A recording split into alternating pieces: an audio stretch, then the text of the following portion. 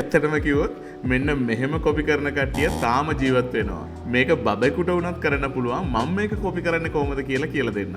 මෙතන අපේ ස්ටාෆ්ලගේ නම් තියෙනවා. ඒගොල්ලන්ගේ මාසිකව තියෙන කොමිෂන් මේ ටේබල්ස් වලින් උස්සගෙන ඇවිල්ලා මෙතන දාන්න ඕනේ. ඉතින් මේක මැනුවලි කොපි කරන්නේ නැතුව එකම ෂොට් එකෙන් ගහන්නේ කොහොමද කියලා බලමු.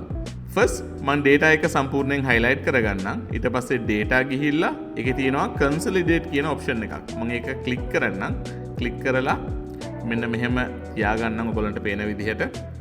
මෙතන අපි මොනවද කොපි කරන්න යන්නේ කියලා කියන්න ඕනේ. මම මෙතන reference එකක් දෙන්නම්. ෆස්ට් මේ data එක මම කොපි කරන්න යන්නේ. right ඒක add කරන්නම්. ඊට පස්සේ මේ data එක add ඊට පස්සේ මේ data එක add ඊට පස්සේ මේ data එක. ඉතින් ඊට වඩා තියෙනවා නම් ඒකක් දෙන්න පුළුවන්. දීලා මේ සේරම reference දුන්නට පස්සේ මට මෙතනට කරන්න තියෙන්නේ මෙතන top rows බලන්න. මේ top rows ඇවිල්ලා මෙතනට match වෙනවා. මේ මාසේ නම ඒ ටිකම උඩ තියෙනවනේ. ඒ නිසා top rows select කරන්න. වෙන මොනවද ඕනේ? අපේ මෙතන තියෙන මේ නම් ටික match වෙන්න ඕන නේද? මෙතන නම් ටික තියෙන්නේ left column එකේ. ඉතින් left column එක select කරනවා.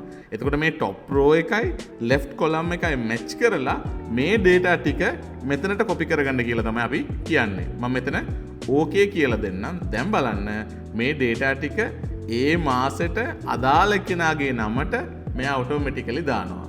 ඉතින් ඔයත් අපේ Excel course එක ඉගෙන ගන්න කැමති නම් අපිට message එකක් දාන්න.